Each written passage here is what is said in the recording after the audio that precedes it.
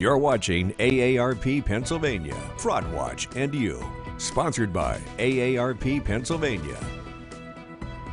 Welcome back. Joining us is Mary Bach, Volunteer Chair with AARP Consumer Issues Task Force. Now, with more and more people working from home these days, can you tell me how a tech support scam originates? Well, somebody calls you on the telephone saying that there is a problem with your computer, that it has a virus or some malware, and they've called to help you fix it.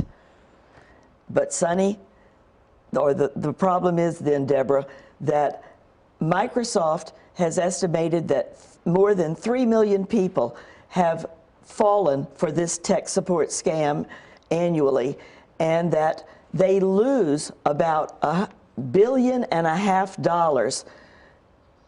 scammers. That's an average of some $450 per victim, and Microsoft actually says that they get about 10,000 complaints per month about this particular scam. It is rampant, and no support, no company that provides service is going to call you out of the blue. Yeah, and that's a lot of money. Why don't we talk about scams as far as with your phones, mobile devices?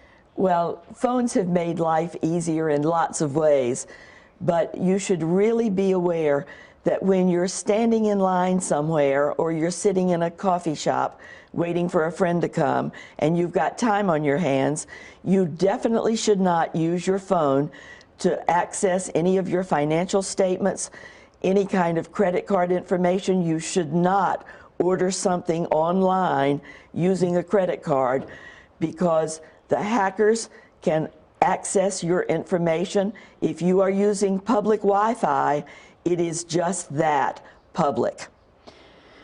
What should someone do if they suspect or they know that they have been exposed by a data breach? Well, we want everybody to get their 3 free credit reports annually from the 3 credit reporting agencies.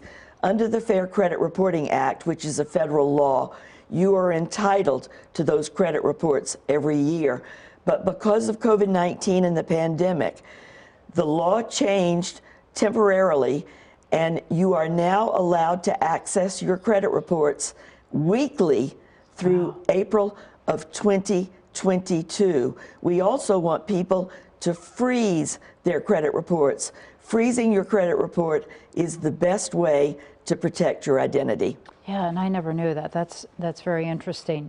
Now, AARP has resources that you're offering people so that they can stay safe during this holiday season. Once again, you do not need to be a member to use these resources.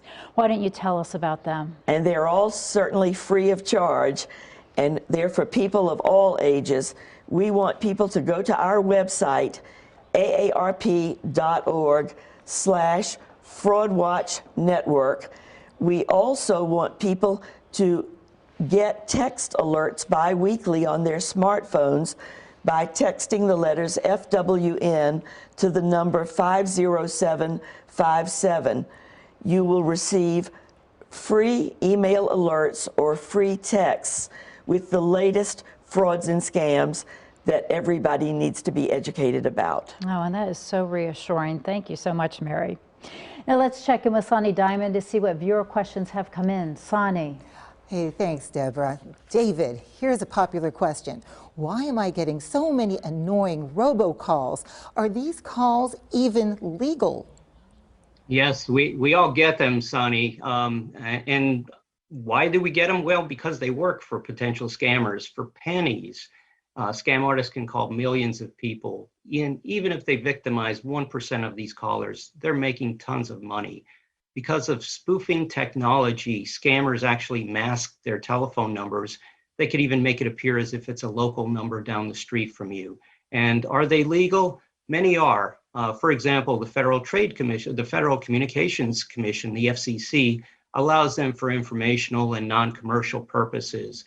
So examples such as polling questions, political campaigning around election time, and outreach by nonprofit groups, they're able to use it. For example, we do teletown halls all the time with AARP. We are allowed to.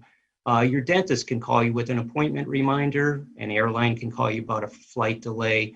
On the other hand, illegal robocalls include telemarketing spam, which are automated sales calls from companies you've never authorized to contact you. They're attempts at outright theft, auto warranty scams, utility scams, government imposter scams that Mary talked about. Don't pick up the phone unless you know who's on the other end. Let it go to voicemail. Don't trust caller ID, and don't press any numbers to opt out or remove your name from a list.